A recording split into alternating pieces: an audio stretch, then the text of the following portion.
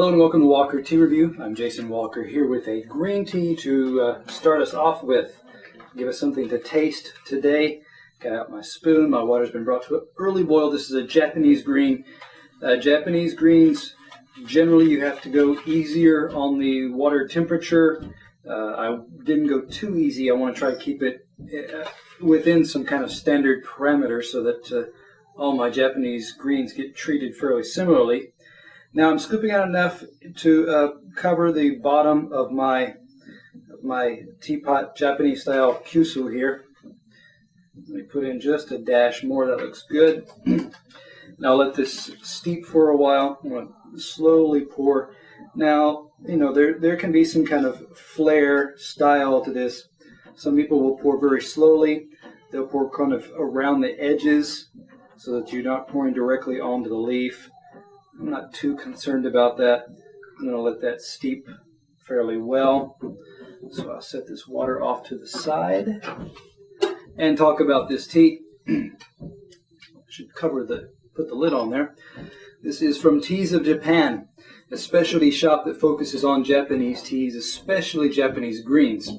Now, you can get 100 grams for $34.56. I'm talking about what tea this is. This is the Sencha from HonyamaYokasawa. Okay. Now, what that means is, let's talk a little bit about this. This is a futsumushi. That's the level of steaming. This is from Yokosawa, which is in the Tamakawa area of Aoi Ward of Shizuoka Province. This is a Yabukita. It comes from a Yabukita cultivar, and this was harvested around the end of May 2012. Again, that was 100 grams, available for $34.56. Okay, these are 2012 teas. You could look for something similar to come to be harvested around May of this year, of course. So I'm going to go ahead now. I've let it steep. I can let that steep just a bit longer. Talk about this tea, the dry leaf first, and then we'll go on to the wet leaf and the liquor. So I'll give this a smell first.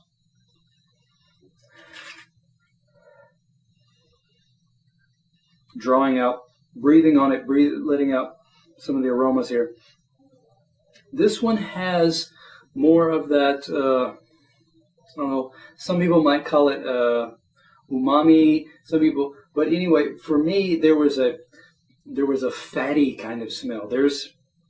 My first reaction was, this smells like the fat from a piece of lamb. I mean, just a rich, thick fattiness, not greasy, heavy, but just rich and savory element there.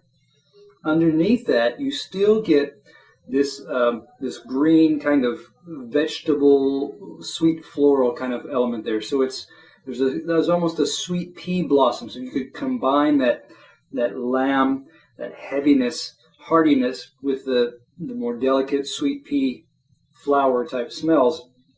That's what's coming across here. Let me scoop out a little bit and just kind of look at these leaves. A lot of these pieces are more intact as far as larger filaments or longer pieces, larger pieces in that sense. And so they are spindly. I mean, they are thin, wiry looking. I don't see, it's a fairly deep, rich, actually a fairly dark green as well. Almost kind of moving ever so slightly towards a gray-green type of color there. Now, TeasofJapan, what I find there and what I've reviewed from them from the past, more of your artisanal, more of your local producer, who's got using more unique cultivars or more traditional styles of processing. It's not just the machine stuff. It's not just a pluck from this farmer, a pluck from this farmer, blended together to get a standard type of sencha component or character. These are more, there's more craft involved in these. So looking at the dry leaf, let's go on now. I'm going to go on and look at the wet leaf, the liquor. So I'm going to give this a pour first.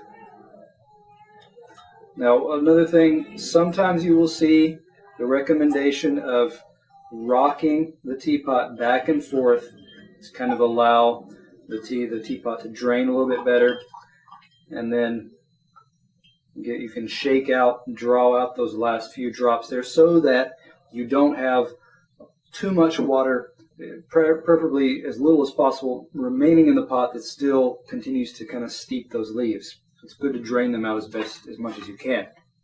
Now, I'm going to go ahead and talk about this wet leaf, talk about the smell here too.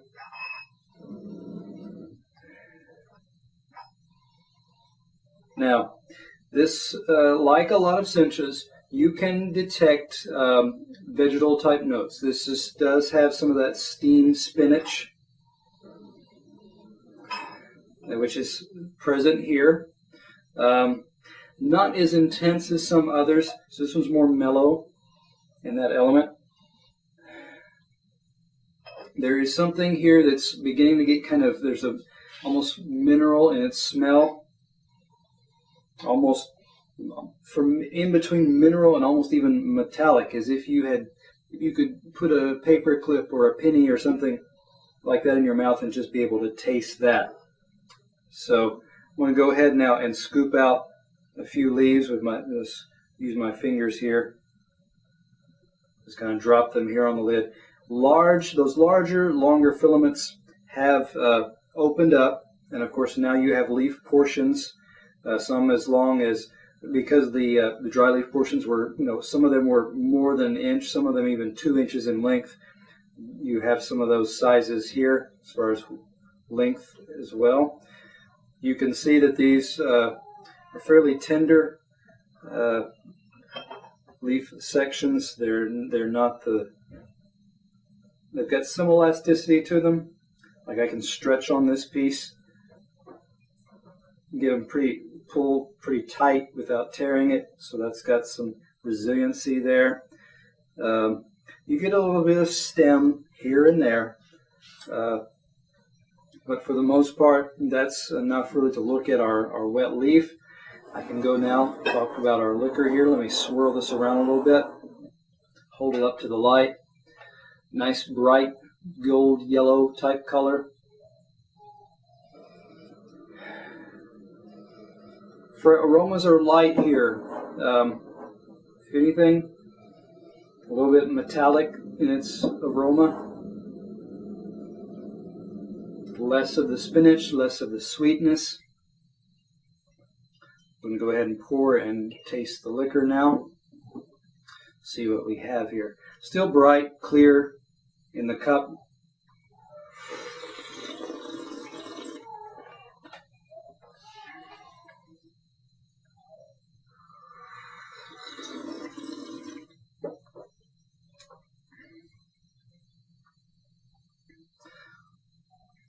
A little bit of astringency.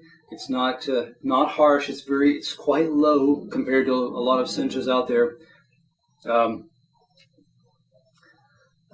Bitterness, also again, very low to non-existent, but those aromas are not the most intense either. But then what happens in the back, I do get quite a bit of sweetness in the aftertaste. But what hits first and what kind of hits front and middle is more of that metallic mineral type aspect combined with that astringent note.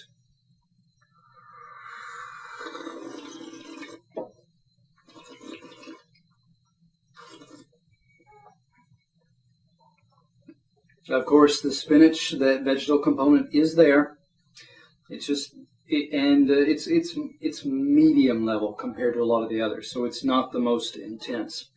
That is not the weakest either, and especially it's not so low, and the astringency and the bitterness is not so high that that's off-putting or feels off balance. This is just kind of milder in its component there, and its aroma, vegetal flavor component there. So, looking at this, you can tell that there is some craft there that was brought into play to really bring out the positive components of this tea, to balance out, not too much steaming, Not too many, not an aspect that would make this overly astringent or harsh. Good sweetness still in the back, still building up a kind of thickness. It's almost as if the sweetness is trying to just close in on my mouth and just kind of cover the whole, surround the whole lining of my throat there, which gives it a nice, sweet, rich type of feel there. Brothy, the texture there, with the astringency, still feels fairly thick, heavy on the mouth, which the initial aroma, that kind of lamb kind of aspect, indicated this, so this would have some brothiness to it. So, looking at this, nice components, strong components, worthwhile components. Many people are going to prefer a bit more in that aroma flavor aspect. So, considering that, comparing it to others that can offer some of that, I'm going to give this one, I'd probably give this one a 90. It's got those nice components, but not in the full realm and intensity of some others. So, come back to Walker Tea Review to look for those teas that have that right combination of factors that you're looking for.